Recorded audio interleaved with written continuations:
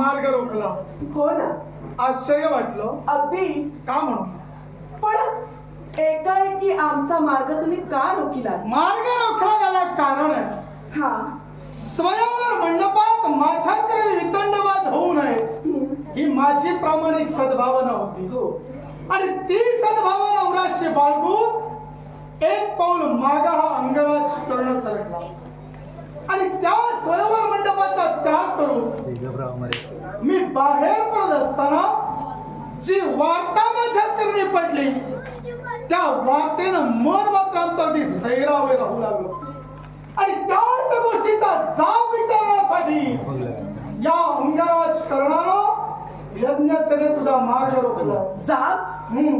तुम्ही मला जाब आधी कोणत्या अधिकाराने विचारणार हे मला तुम्ही सांगा.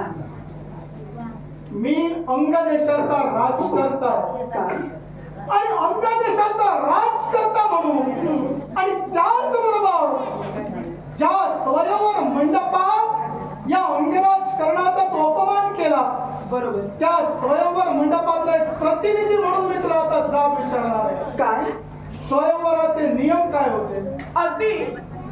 जो कुणी क्षत्रिय असेल त्याच्या कंठी मी माझी वरमाला परिधान करणार. फक्त क्षत्रियाच्याच कंठी? हो. पूर्ण ठाम आहात? हो ना. नियमात बदल झाला नाही? नाही. विचार करून बोला. हो ना. म्हणजे फक्त क्षत्रियाला मत्स्याचा भेद करायचा होता. हो.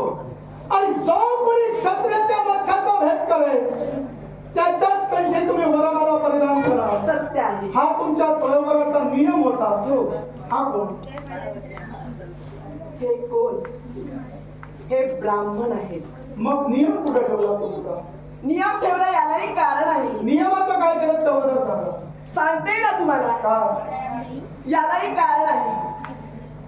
स्वयंवर मंडपात एकही क्षत्रिय नसल्यामुळं हा गोपाल कृष्ण यांच्या आज्ञेनं हे सारं काही आम्ही केलंय.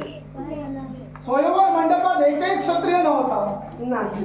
की जो क्षत्रिय मत्स्याचा भेद करण्यासाठी उभा राहत होता त्या प्रत्येकाला नाव तुम्ही ठेवत होता. अगदी सत्य. हस्तिनापुराचा युवराज आमचा मित्र सुयोधन ज्यावेळी ते धनुष्य उचलण्यासाठी आला तुमच्या मुखातून शब्द बाहेर पडले, आंधळ्याच्या पोराच्या कंठी मी वरमाला घालणार नाही.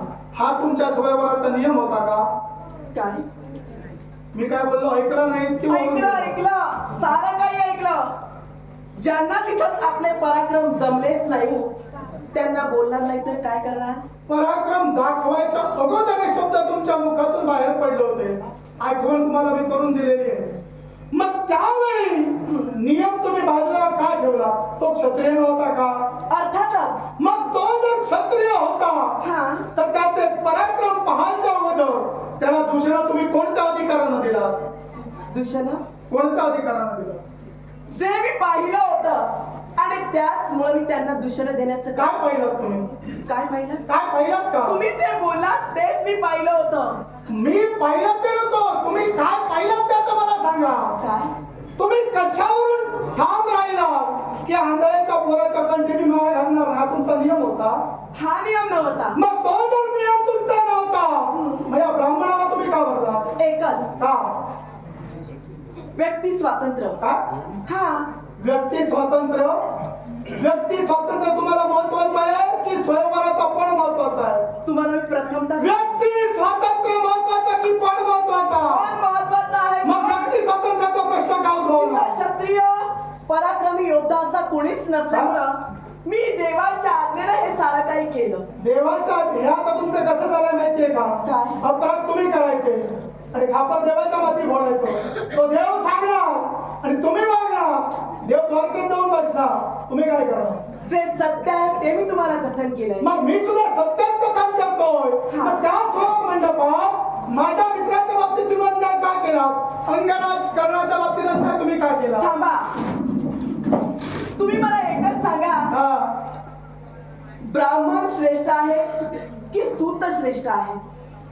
ब्राह्मण श्रेष्ठच आहे. हा. पण तुमच्या स्वयंवराचा नियम आळतोय. तुमच्या स्वयंवराच्या नियमावलीत ब्राह्मण होते का? ब्राह्मणांनी क्षत्रियांच्या हाती चापबाण दिले. मान्य आहे. मग चापबाण जर ब्राह्मणांनी क्षत्रियांच्या हाती दिले हा तर मग पणा तुम्ही ब्राह्मणांचं सुद्धा नाव घ्यायला होत आणि ते का नाही घेतलं? आता ते आम्ही घेतलं नाही, यालाही तशाच प्रकारचं कारण काय आहे. कारण?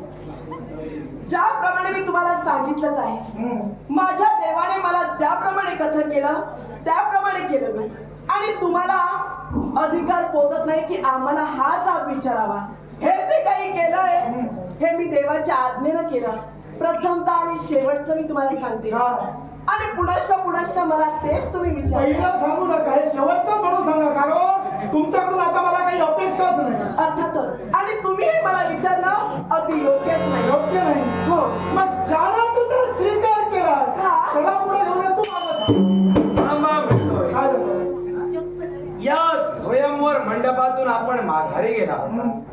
अंगराज करणं तेच आपण ना? मीच तो निश्चित. स्वयंवर मंडपात मी ओळख करून दिली होती म्हटलं. आणि तोच वीरवाणा पोशाख आणि तेच तेज या विजयवंतानं पाहिलं हा.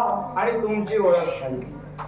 पण स्वयंवर मंडपाचा त्याग करून आम्हा दोघांच्या मागावून का म्हणून जाब विचारण्यासाठी आलो होतो. असा कोणता जाब आपल्याला विचारायचा आहे? स्वयंवर मंडपाच्या ठिकाणी कोण ठेवला गेला? हा. जो कोणी क्षत्रिय राजकर्ता मत्स्याचा भेट करेल त्याचाच कंठी ही यज्ञसेना वनमाला अर्पण करेल. मग तुम्ही क्षत्रिय आहात का? नाही. मग हिचा स्वीकार कसा केला? एकाच गोष्टीसाठी कशासाठी? जिथं क्षत्रियांचे पराक्रम कुठेतरी कमी ठरले आणि क्षत्रियांना दूषण दिली गेली त्याच वेळी द्रुपद राजाने आम्हा ब्राह्मणांना सुद्धा या पणाला आमंत्रण दिलं. आणि ज्यावेळी त्यांनी आम्हाला आमंत्रण दिलं त्या आमंत्रणाचा स्वीकार करून या पणात सहभागी होण्याचा अधिकार द्रुपद राजांकरवी आम्हाला प्राप्त झाला. आणि मिळालेला अधिकार पूर्ण करण्यासाठी ज्यानं धनुर्विद्या जाणतोय त्या ब्राह्मणानं हे धनुष्य उचलून मत्स्याचा भेद करावा. अगदी त्याचप्रमाणे दिलेल्या निमंत्रणाचा मान ठेवून हा विजयवंत ब्राह्मण त्या पणात सामील झाला. मला अधिकार मिळाला म्हणून मी सामील झालोय. आणि सामील होतात माझ्या धनुर्विद्येच्या योगा करून हा धनुष्य उचलून त्या मत्स्याचा भेद या विजयवंतानं केला. म्हणून पुन्हा पुन्हा ब्राह्मण ब्राह्मण म्हणून माझ्या समोर ओढू नका. बोलण्याचा मांजर ज्यावेळी दूध पीत असताना त्यावेळी ते डोळे बंद करून दूध पितो. त्याला काय वाटतं? मला कोणी पाहत नाही पण सारं जग त्याला पाहत असतो. बोलण्याचा अर्थ कदाचित आमच्या बोलण्याचा गरजेचा अर्थ तुमच्या ध्यानी आला नसेल. नाही. तुम्ही ब्राह्मण ब्राह्मण म्हणून सांगता. होय. नेमके ब्राह्मण कोण हो तुम्ही? बोलण्याचा अर्थ सारस्वत ब्राह्मण, वैष्णव ब्राह्मण. नेमके ब्राह्मण कोण तुम्ही? आम्ही वैष्णव ब्राह्मण आहोत. वैष्णव ब्राह्मण. निश्चित. ठाकरेनिशी तुम्ही सांगता. होय. वैष्णव ब्राह्मण तुम्ही आहात. माझा ठाम आरोप आहे तुमच्यावर. स्वयंवर मंडपाच्या ठिकाणी तुम्ही ब्राह्मण म्हणून जरी इतरांना फसवत असला तरी मी फसणारा नव्हे. काय? हो. आपण फसणार नव्हे. आपली फसवणूक मी करत नाहीये. मी ठाम आरोप करतोय तुमच्यावर. कोणत्या तुम्ही ब्राह्मण नव्हे. आरोप करतो? तुम्ही एक क्षत्रिय आहात. आणि क्षत्रिय असून सुद्धा ब्राह्मणाचा वेश परिधान करून स्वतःचा स्वार्थ पूर्ण करण्यासाठी तुम्ही त्या स्वयंवर मंडपात उपस्थित आहात. हा तर माझा धडधडीत आरोप आहे तुमच्यावर. आरोप लावण्यापेक्षा आरोप सिद्ध करण्यासाठी इथं पुरावा सादर करा. मी क्षत्रिय आहे हे मुखोद्गार आपले मला ग्राह्य वाटत नाही. पुरावा मी सादर केल्याच्या नंतर तुम्ही क्षत्रिय आहात म्हणून मान्य करा. पुरावा माझ्या मनात योग्य वाटला आणि त्या पुरावा जर योग्य असेल तरच मी क्षत्रियच नव्हे मी ब्राह्मणच होय. तुम्ही मान्य करणार. होय. मी जर पुरावा स्पष्ट केला तो हे तुमच्या स्कंदी असणारं धनुष्य बाजूला घ्या. का म्हणून? तुम्ही ब्राह्मण आहात ना? होय. मग मला सांगा हो, या तुमच्या डाव्या स्कंदावर हा जो काळा व्रण आहे हा व्रण कशाचा आहे?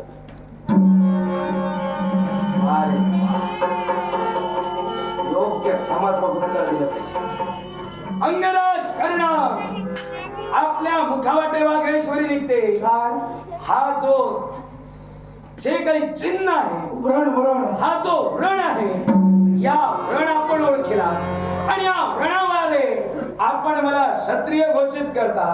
आपले गुरु कोण हो? साक्षात भार्गव परशुराम. मग या परशुरामाने सुद्धा बाण धारणच केला ना. मान्यच आहे. गुरु द्रोणांनी सुद्धा ब्राह्मण असून सुद्धा बाण धारणच केला ना. मग त्याचप्रमाणे एक धनुर्विद्येचा अभ्यास असून मी बाण धारण केला. काय चुकलं माझं? धनुर्विद्येचे अभ्यासक म्हणून तुम्ही हा धनुष्य स्कंदी लावला. निश्चित पण हा व्रण केव्हा निष्पन्न होतो माहितीये का? केव्हा? ज्यावेळी अधिक काळ हा धनुष्य स्कंदावर ठेवला जातो त्याच वेळी हा व्रण उठतो आणि हा व्रण अधिक काळ धनुष्य पेलल्यामुळेच उठून पडलेला आहे. अधिक काळात मी धनुष्य या हाती घेतलेला आहे. कारण अरण्याच्या ठाई मार्गाने मार्गक्रमण करत असताना नव्हे तर धनुर्विद्येत पारंगत होण्यासाठी अभ्यासाच्या उद्देशानं अनेक वेळा हा धनुष्य माझ्या स्कंदी ठेवला आणि त्याचमुळे कदाचित हा व्रण माझ्या स्कंदी उद्भवला असेल. जिथं हा व्रण अभ्यासाच्या योगी करून माझ्या स्कंदी उतरला तिथं मी क्षत्रिय नव्हे, मी ब्राह्मणच. अभ्यासाच्या योगे करून हा धनुष्याचा व्रण तुमच्या डाव्या स्कंदावर उमटला. निश्चितच उजव्या हाताची तर्जनी आणि अंगठा या दोघांचे घर्षण झालेलं आहे. हे घर्षण केव्हा होतं? एकापेक्षा अधिक वेळा शरसंधान केल्याच्या नंतर अंगठा आणि तर्जनी यांचं घर्षण होतं. तुम्ही किती वेळा नेमकं शरसंधान केला? शरसंधान मी केलं. मग हा अभ्यासाकरिता अनेक वेळा हा मी बाण उचलून अनेक वेळा नेम धरले आहेत आणि हे नेम धरत असताना कदाचित अनेक वेळा घर्षणामुळं माझ्या हातावरील चिन्ह उमटली असतील आणि त्याचमुळे कदाचित तुम्हाला वाटत असेल की मी क्षत्रिय आहे. पण आपला गैरसमज होतोय. अंगराज कर्ण मी एक ब्राह्मण आहे आणि हे तुम्ही मान्य करा. तुम्ही एक ब्राह्मण आहात. निश्चितच. मग स्वयंवर मंडपाच्या ठिकाणी ज्यावेळी समस्त क्षत्रियांना दूषण देण्यात आली त्यावेळी तुमचे भाऊ स्मरण का पावत होते? ज्यावेळी क्षत्रियांना दूषण दिली गेली परत बारकाईनं परीक्षण तुम्ही माझं करत होता. माझ्या नेत्रातून चांगले माझे भाऊ पुरण का पावत होते? तर एकाच गोष्टीसाठी आम्ही ब्राह्मणांनी क्षत्रियांच्या हाती चापवाण दिले आणि ते चापवाण धारण करून सुद्धा एका स्त्रीच्या मुखातून शब्द निघू लागले, हे सारे क्षत्रिय वीरवीर आहेत की काय? मग क्षत्रियांना दिलेली दूषण कुठेतरी आमच्या सुद्धा काळजाचा भेद घेऊ लागली आणि त्याच वेगळी करून भाऊ माझे स्मरण पाहू लागले. म्हणजे क्षत्रियांच्या दंडनासाठी तुमचे भाऊ स्फुरण पाहू लागले. मग तुमच्या अंतरी क्षत्रियांच्या बद्दल अभिमान नाही आहे का? आहेच म्हणून तो स्वाभिमान स्वयंवर मंडपात क्षत्रियांचा अपमान होत असताना का नाही दिसला? एकाच गोष्टीसाठी. हा? कारण पण तो क्षत्रियांचा होता. ज्यावेळी आम्हाला आमंत्रण दिलं आमंत्रणाचा मान ठेवून आम्ही स्वयंवरात सामील झालो. जिथं पण क्षत्रियांचा होता निश्चितच क्षत्रियांनी तो पण पूर्ण करायला पाहिजे होता. मग क्षत्रिय निर्वीर का ठरत गेले? मग साक्षात एक पुरावा तुमच्या समोर मी प्रदर्शित करतोय पण तुम्ही फक्त असत्य समोर ठेवता आणि वेळोवेळी तुम्ही ब्राह्मण आहात म्हणून सिद्ध करून ब्राह्मणच आहे मी. आता एकच पुरावा तुमच्या नेत्रासमोर ठेवतोय. काय ते? अंगराज कर्ण म्हणतात मला माझ्या बाणाला प्रत्युत्तर फक्त या विश्वातील एकच योद्धा देऊ शकतो आणि तो योद्धा म्हणजे धनुर्धारी पार्थ होय. मग मला सांग त्या स्वयंवर मंडपात शरसंधान तुझ्या करवी झालो. निश्चितच. त्या स्वयंवर मंडपात माझ्या करवी सुद्धा शरसंधान झालो. मग माझ्या बाणाला नेमकं प्रत्युत्तर तुझ्या करवी कसं आलं? एकाच गोष्टीमुळं ज्यावेळी तुम्ही सरसंधान करत होता त्या सरसंधाला माझ्या देवाचा आवाहन करून आणि गुरूंनी दिलेल्या विद्येच्या आचरणाच्या योग्य करून तुमच्या प्रत्येक बाणाचं छेदन हा विजयवंत ब्राह्मण मानला नाही. जिथं मला चेतवणारा योद्धा त्या विश्वाच्या काही एकच अस्तित्वात आहे. मग जिथं साक्षात परमेश्वराला सुद्धा ते जमलं नाही ते जर एक सामान्य ब्राह्मण केलं असेल तर अशा ब्राह्मणाला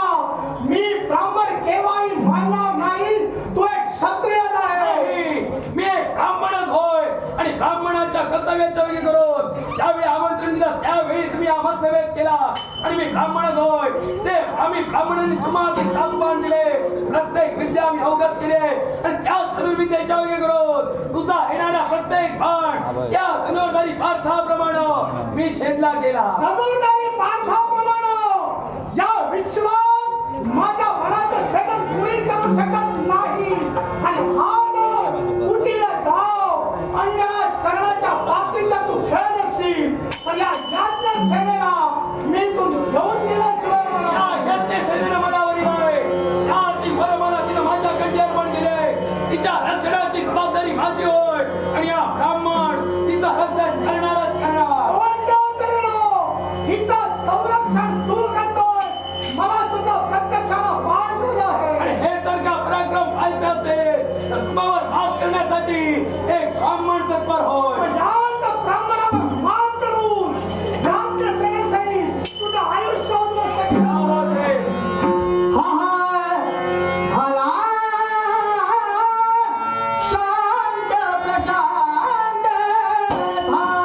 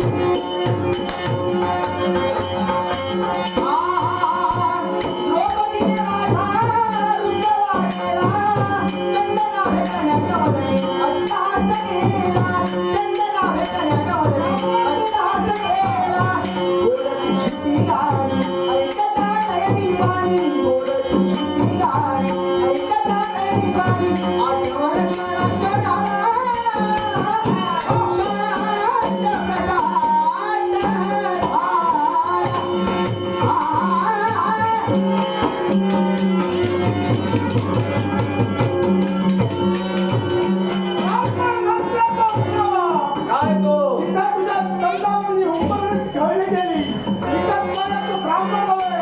ब्राह्मणाच्या उपकरणी सामावू शकत नसेल तर त्यानं या विश्वाला बोध करू नये. कारण हे उपकरण म्हणजे ब्राह्मणाचं अस्तित्व आहे.